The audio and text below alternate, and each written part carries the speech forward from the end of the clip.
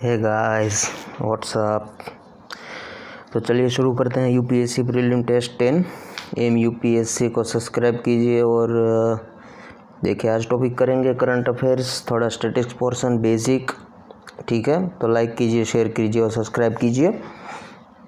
तो चलिए आज का पहला क्वेश्चन देखते हैं। देखिए क्वेश्चन 1 क्या है। देखिए अभ्यास के संदर्भ में निम्नलिखित कथनों पर विचार कीजिए। तो पहला क्या है कि यह स्वदेशी हाई स्पीड टारगेट ड्रोन है जिसका उपयोग विभिन्न मिसाइल प्रणालियों के परीक्षण के लिए एक लक्ष्य के रूप में किया जाएगा। दूसरा क्या है कि इसे वैमानिकी विकास प्रतिष्ठान DRDO द्वारा डिज़ाइन और विकसित किया गया है। ये इसका दूसरा कथन है। तो कौन सा कथन सही है? तो केवल एक है, केवल दो, एक और दो, नहीं एक और नहीं दो। ठीक है, तो बताइए इसका आंसर क्या हो सकता है। देखिए कौन सा कथन सही है ये पूछा गया है। ठीक है, और यह स्वदेशी हाई स्पीड टारगेट ड्रोन है ये, और उसका उपयोग किन मिसाइल प्रणालियों के परीक्षण के लिए लक्ष्य के रूप में किया जाएगा ये पूछा गया है। तो देखिए इसका आंसर क्या हो सकता है। देखिए इसका आंसर है ऑप्शन सी, यानी कि दोनों के दोनों कथन सही है। ठीक है, तो देखिए अभ्यास क्या है कि भाई स्वदेशी हाई स्पीड टारगेट ड्रोन है जिसका उपयोग विभिन्न मिसाइल प्रणालियों के परीक्षण के लिए एक लक्ष्य के रूप में किया जाएगा। दूसरा क्या है कि डेकोय एयरक्राफ्ट के रूप में भी इसका उपयोग किया जा सकता है। डेकोय एयरक्राफ्ट है। देखिए ये डेकोय एयरक्राफ्ट का मुख्य कार्य क्या होता है कि मिसाइलों को विमान से दूर करके युद्धक विमानों की रक्षा करना है। ये डेकोय का मुख्य कार्य है। और वैमानिकी प्रतिष्ठान यानी कि aeronautical development establishment ADE DRDO द्वारा इसे डिज़ाइन और विकसित किया गया है, यानी कि दूसरा कथन सही हो गया। और हाल ही में इसका सफल परीक्षण किया गया, इसलिए क्वेश्चन पूछा गया है कि हाल ही में इसका सफल परीक्षण हो गया है। तो इसका सही आंसर हो गया ऑप्शन सी। नेक्स्ट क्वेश्चन देखते हैं। देखिए युवा के संदर्भ में निम्नलिखित कथनों पर विचार कीजिए। देखिए यह युवाओं के भविष्य के लिए बहुहितधारक मंच के रूप में लॉन्च किया गया है। देखिए और इसका उद्देश्य युवाओं में डिजिटल कौशल प्रणाली उद्यमशीलता को विकसित करना है। तो पूछा गया कौन सा कथन सही नहीं है। केवल एक, केवल दो, एक और दो, और नहीं एक और नहीं दो। ठीक है, तो बताइए इसका सही आंसर क्या होगा। देखिए इसका सही आंसर है ऑप्शन डी, यानी कि दोनों के दोनों कथन सही। देखिए पूछा गया कौन सा कथन सही नहीं है, यानी कि दोनों के दोनों कथन सही है और अपना आंसर होगा एक्चुअली में डी। ठीक है, आइए इसका विश्लेषण देख लेते हैं थोड़ा बहुत। देखिए हाल ही में युवा मामलों के खेल मंत्रालय द्वारा यूनिसेफ के सहयोग में अब आपका बेसिक पोर्शन क्या और संगठन हो गया। देखिए यूनिसेफ इंटरनेशनल रिलेशन का क्वेश्चन भी इनसे बन सकता है, यूनिसेफ। ठीक है, तो यूनिसेफ एक बार कर लेंगे हम आगे। और युवाओं के भविष्य के लिए एक बहुत हितधारक मंच जनरेशन अनलिमिटेड, जिसे युवा भी कहा जाता है, उसको लॉन्च किया गया है। ठीक है, अब देखिए इसका उद्देश्य क्या है। देखिए इसका उद्देश्य है सफल उद्यमियों और विशेषज्ञों के साथ उद्यमशीलता कक्षाओं ऑनलाइन ऑफलाइन के माध्यम से युवाओं में उद्यमशीलता का विकास करना है। ठीक है, कुछ नहीं है। देखिए उद्देश्य क्या है कि सफल उद्यमियों और विशेषज्ञों के साथ उद्यमशीलता कक्षाओं यानी कि क्लास लेना। ठीक है, ऑनलाइन या ऑफलाइन किसी भी तरीके से, और उसके माध्यम से युवाओं में उद्यमशीलता का विकास करना। इस प्रकार से क्या होगा कि भाई रोजगार स्वरोजगार से जोड़कर आर्थिक अवसरों को उपलब्ध कराया जा सकता है।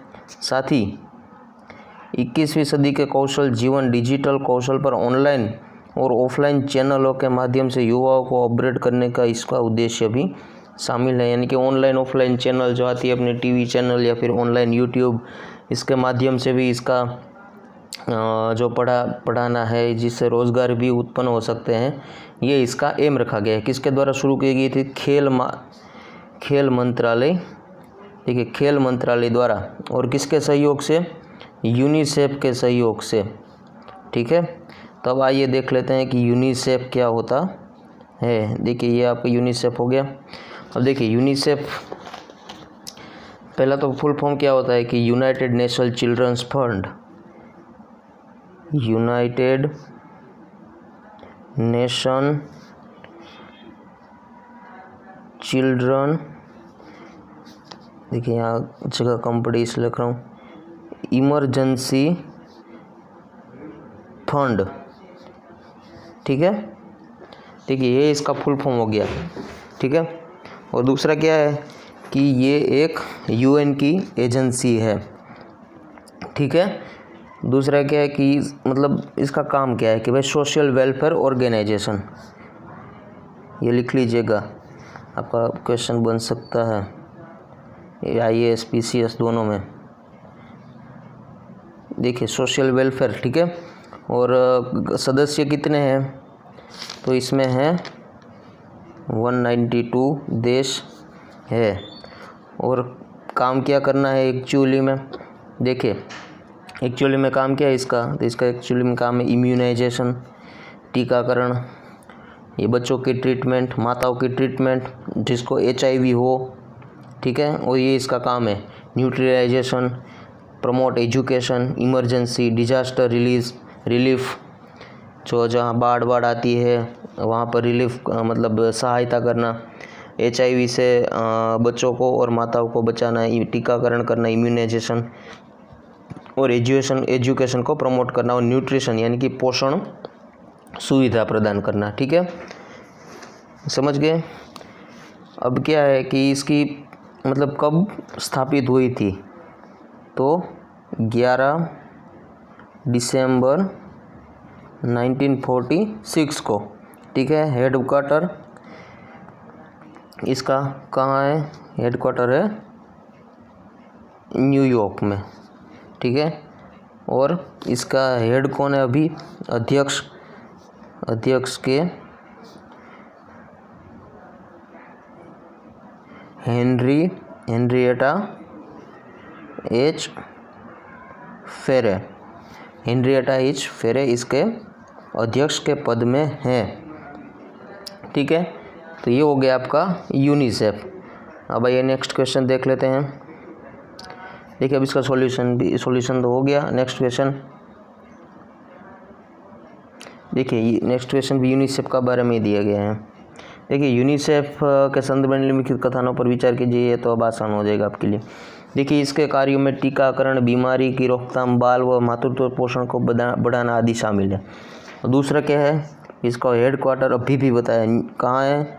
इसमें बोला गया एक न्यूयॉर्क शहर में। कौन सा कथन सही है? केवल एक, केवल दो, एक और दो, नहीं एक और नहीं दो। तो ये इसका आंसर देख लेते हैं। यानी कि इसका आंसर है दोनों के दोनों कथन सही है। नेक्स्ट क्वेश्चन देख लेते हैं, शेष। देखिए शेष के बारे में इकोनॉमी का क्वेश्चन हो गया है। शेष क्या है? ठीक है, कौन सा कथन सही नहीं है? शेष के बारे में पूछा गया है कि कौन सा कथन सही नहीं है शेष। तो पहले आपको पता होना चाहिए कि शेष है क्या एक्चुअली में। तो आइए पूछा गया कौन सा कथन सही नहीं है। तो पहला कथन, यह किसी विशेष सेवा क्षेत्र या विकास के लिए सरकार द्वारा आरोपित किया जाता है। सेवा या क्षेत्र के विकास के लिए सरकार द्वारा आरोपित किया जाता है। दूसरा क्या है?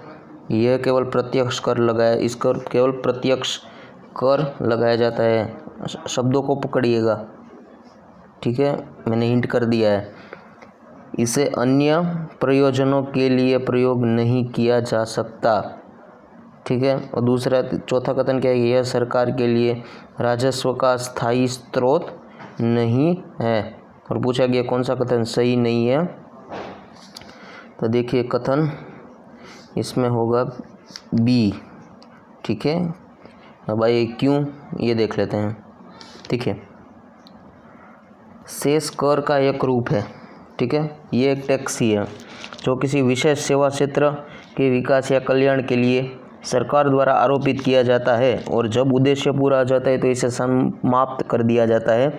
इसलिए कथन एक सही हो गया है, ठीक है।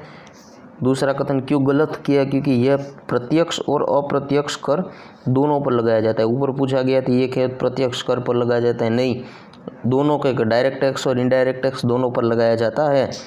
अब किसी विशेष उद्देश्य के लिए एकत्रित शेष अन्य प्रयोजनों के लिए प्रयोग या परिवर्तित नहीं किया जा सकता।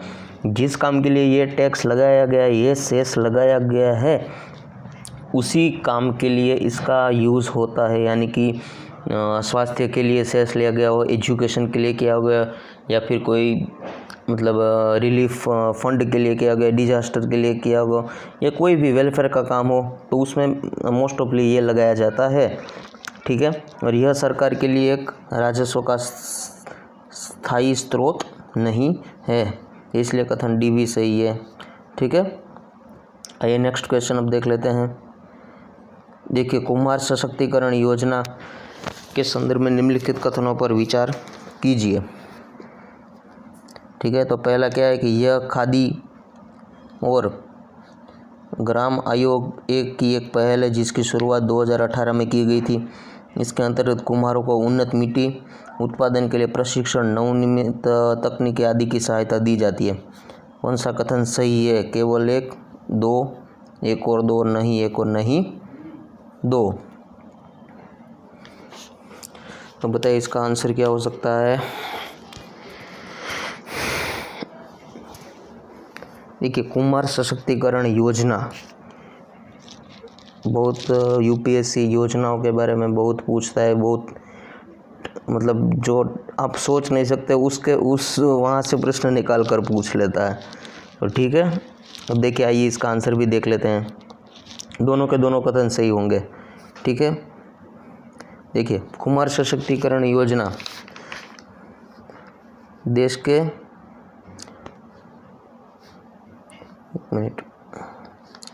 दूरस्थ स्थानों में कुम्हार समुदाय के सशक्तिकरण के लिए 2018 में प्रारंभ की गई थी।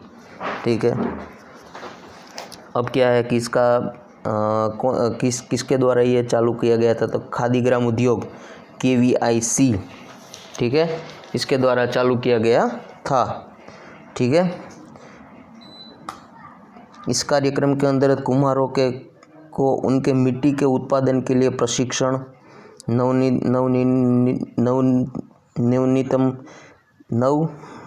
कभी कभी हो जाता है अजीब, नवीनतम तकनीक जैसे इलेक्ट्रॉनिक चाक, बाजार लिंकिंग, प्रदर्शनियों के द्वारा उत्पादन का प्रदर्शन आदि की सहायता दी जाती है।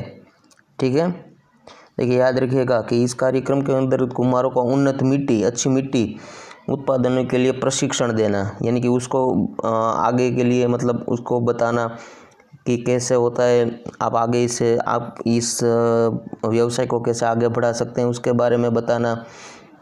ठीक है, टेक्नोलॉजी इसमें आपको टेक्नोलॉजी का यूज़ कैसे कर सकते हैं। देखिए, अभी मतलब यूट्यूब का सहारा ले सकते हैं कैसे, तो ऐसे आपको इंटरव्यू में भी बताना पड़ेगा कि कुम्हार जो सशक्तिकरण योजना है उसमें टेक्नोलॉजी का यूज़ कैसे किया जाता है।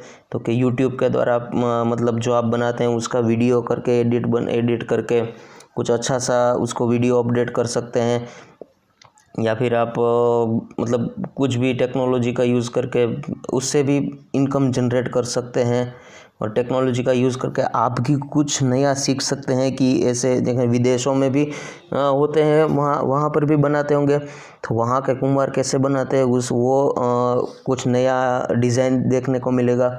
तो ये सब ठीक है, समझ गए ना आप। तो दोनों के दोनों कथन सही हो जाएंगे। आइए नेक्स्ट क्वेश्चन देख लेते हैं। देखिए, कावेरी नदी के संदर्भ में पूछा गया है कि इसका उद्गम कर्नाटक राज्य में पश्चिमी घाट के ब्रह्मगिरी पर्वत से होता है।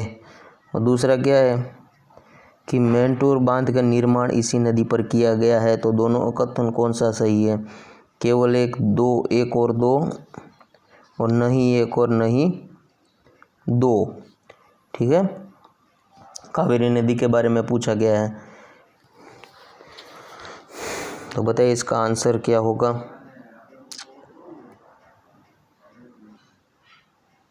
देखिए, इसका आंसर है ऑप्शन सी, यानी कि दोनों के दोनों कथन सही है। देखिए कावेरी नदी का उद्गम कहाँ से उद्गम होता है? देखिए दक्षिण पश्चिम कर्नाटक राज्य में पश्चिमी घाट के ब्रह्मगिरी पर्वत से होता है। इसे दक्षिण भारत की गंगा भी कहा जाता है, कावेरी नदी को। देखिए क्वेश्चन हो गया कि भारत की गंगा, दक्षिण भारत की गंगा किसे कहा जाता है? तो कावेरी नदी को दक्षिण भारत की गंगा नदी कहा जाता है। और इस नदी का बेसिन माने के जो घाटी टाइप होता है ना, जो कि कहाँ तमिलनाडु, कर्नाटक, केरल और पुडुचेरी में विस्तृत है। देखिए इसकी प्रमुख सहायक नदियाँ कौन सी है? तो कि हेमवती, लक्ष्मी तीर्थ, काबिनी, अमरावती, नायल, भवानी इसकी प्रमुख नदियाँ है, ये याद कर लीजिएगा। और सिंचाई और जल विद्युत उत्पादन के लिए तमिलनाडु में इसी नदी पर मेंटूर बांध का निर्माण किया गया है। तो कथन 2 भी सही हो गया, यानी कि दोनों के दोनों कथन सही है। नेक्स्ट क्वेश्चन देख लेते हैं। क्रमिक अंतराल के संदर्भ में निम्नलिखित कथनों पर विचार कीजिए। पहला है कि संक्रामक रोगों के संरक्षण की श्रृंखला में क्रमिक मामलों के बीच समय को संदर्भित करता है। और दूसरा क्या है कि आजीवन रोग यानी कि लाइफ लॉन्ग डिजीज के लिए अंतराल समान होता है। तो बताइए कौन सा कथन सही है? देखिए केवल एक, 2, एक और 2 और नहीं एक और नहीं 2 क्रमिक अंतराल के संदर्भ में। इसमें थोड़ा गलत होने की शक्यता पूरी की पूरी है। देखिए ऐसे ही क्वेश्चन पूछे जाते हैं तो बच्चे बहुत कंफ्यूज हो जाते हैं। देखिए ऐसे क्वेश्चन के मैं क्या सजेस्ट करता हूँ कि ऐसे क्वेश्चन होते हैं तो स्किप कर देना ही बेहतर रहता है। और अपन लोग तो देख लेते हैं क्या है इसका आंसर। देखिए ऑप्शन ए इसका आंसर है, यानी कि पहला कथन सही है, दूसरा कथन गलत है। देखिए क्रमिक अंतराल संक्रामक रोगों के संचरण श्रृंखला में क्रमिक मामलों के बीच समय को संदर्भित करता है, ठीक है। और सैद्धांतिक रूप से इसका अनुमान संक्रमण के बाद संक्रमण और बाद में संचरण के बीच समय के अंतराल से लगाया जा सकता है। भिन्न भिन्न रोगों के लिए क्रमिक अंतराल भिन्न भिन्न हो सकता है, टाइम अलग अलग हो सकता है। विशेष रूप से कुछ आजीवन रोग यानी कि लाइफ लॉन्ग डिसीज जैसे HIV का संक्रमण, चिकन पॉक्स और हर्पीस आदि के लिए है। ये सार्स के लिए क्रमिक अंतराल 7 दिनों का था। कोविड-19 के लिए अनुमानित 4 से 8 दिनों का क्रमिक अंतराल है, ठीक है। देखिए नेक्स्ट क्वेश्चन क्या है कि पूछा गया है कि एटोसा सोल्ट पेन किस देश में अवस्थित है? तो पहले तो आपको पता होना चाहिए कि ये है क्या, एटोसा सोल्ट पेन है क्या और किस देश में अवस्थित है। तो पहला क्या है? नामीबिया, केन्या, तंजानिया या फिर उपयुक्त में से कोई नहीं, ठीक है। तो इसका आंसर होगा ऑप्शन ए। आइए अब इसका आंसर तो देख लिया, अब क्या है ये देख लेते हैं और चर्चा में क्यों है, ठीक है। तो देखिए ये क्या है, एक झील है। झील या तालाब जल संग्रहण क्षेत्र में बाष्पीकरण द्वारा सोल्ट पेन यानी कि सोल्ट पेन नमक का मैदान का निर्माण होता है। सोल्ट पेन मतलब नमक का मैदान होता है, नमक का मैदान उसे कहा जाता है। और यह ऐसी जलवायु में बनता है जहाँ बाष्पीकरण की दर वर्षा की दर से अधिक होती है। बाष्पीकरण की दर वर्षा की जो बारिश होती है उससे ज़्यादा होती है बाष्पीकरण, यानी उड़ ज़्यादा जाता है और बारिश कम आती है, ठीक है। सीधा सा जैसे कि रेगिस्तान, समझ गए आप? अब समझ गए होंगे, ठीक है। नामीबिया में अवस्थित एटोसा सोल्ट पेन 120 किलोमीटर लंबी सूखी झील है। इसके आसपास का क्षेत्र एटोसा नेशनल पार्क के रूप में संरक्षित है।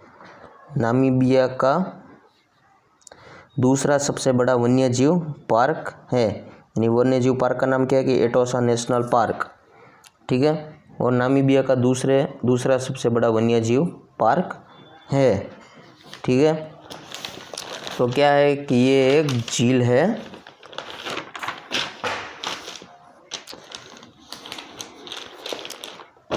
ये एक झील है जो 120 किलोमीटर लंबी सूखी झील है, ठीक है। और आपका वो जो सोल्ट पेन मतलब नमक, ठीक है। अब हो गया होगा आपका, ठीक है। अब नेक्स्ट क्वेश्चन भी देख लेते हैं, ठीक है। सहकारी बैंकों के संदर्भ में निम्नलिखित कथनों में से कौन सा कथन सही नहीं है पूछा गया है। देखिए, इसकी स्थापना राज्य सहकारी समिति अधिनियम के अनुसार की गई है। इसका पंजीकरण रजिस्टर ऑफ कोऑपरेटिव सोसाइटी द्वारा किया जाता है और इसका विनियमन केवल राज्य सरकार द्वारा दिया जाता है। या उपयुक्त में से कोई नहीं, कौन सा कथन सही नहीं है यह पूछा गया है। एक ही शब्द को पकड़ना है, आप समझने की कोशिश कीजिए। यूपीएससी है ना, एक दो शब्द का ही उलट पुलट कर देता है, इसी में आपका क्वेश्चन बन जाता है या फिर बिगड़ जाता है। देखिए, लॉजिक चाहिए इसके लिए, फिर आपको अंडरस्टैंडिंग, देखिए, ठीक है। और आपको एलिमिनेशन मेथड लगाना, ये चार है ना, यही आपको प्रीलिम्स क्लियर करवा सकते हैं, ठीक है। अब आइए इसका आंसर देख लें। देखिए, मैं बताता हूँ, ठीक है। इसका विनियमन केवल राज्य सरकार द्वारा किया जाता है, यही पकड़ में आ जाना चाहिए। केवल राज्य सरकार द्वारा किया जाता है। आप अनुमान लगा सकते हैं, अपने बुद्धि से विचार सकते हैं कि क्या ये सही हो सकता है, केवल राज्य सरकार द्वारा नहीं। अब आइए क्या है आगे, देखिए क्वेश्चन सी, इसका आंसर हो गया। देखिए, सहकारिता के आधार पर गठित सहकारी बैंक यानी कोऑपरेटिव बैंक, इसकी स्थापना का मुख्य उद्देश्य क्या है कि कृषि ग्रामीण क्षेत्र के लिए अधिक वित्तीय सुविधाएं उपलब्ध कराना, कृषि एवं ग्रामीण क्षेत्र के लिए अधिक वित्तीय सुविधाएं प्रदान कराना। यह बैंक खोलने का कारण ही यही था, ठीक है। अतः यह संस्थाएं वित्तीय समावेशन में भी सहायक है, ठीक है। इसकी स्थापना राज्य सहकारी समिति अधिनियम के द्वारा की गई थी। इसका पंजीकरण रजिस्टर ऑफ कोऑपरेटिव सोसाइटी के द्वारा किया गया था और इसका विनियमन राज्य सरकार तथा भारतीय रिजर्व बैंक द्वारा किया जाता है, यानी कि आरबीआई द्वारा और जो अपनी स्टेट गवर्नमेंट होती है उसके दोनों के द्वारा किया जाता है। तो समझ गए आप। नेक्स्ट क्वेश्चन क्या है, डीएनए और आरएनए के बारे में पूछा गया है। तो निम्नलिखित कथनों पर विचार कीजिए। देखिए, डीएनए एवं आरएनए एकल हेलिकल संरचना है, ठीक है। और डीएनए एवं आरएनए थाइमिन के अतिरिक्त सभी बेसिन समान है। बताइए इसका आंसर क्या होगा। केवल एक, दो, एक और दो, नहीं एक और नहीं दो। बायोलॉजी का क्वेश्चन है।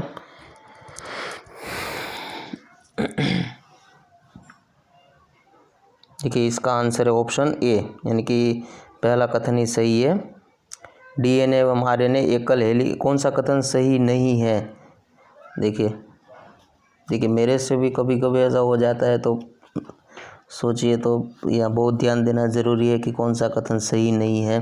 तो पहला कथन सही नहीं है, दूसरा कथन सही है, ठीक है।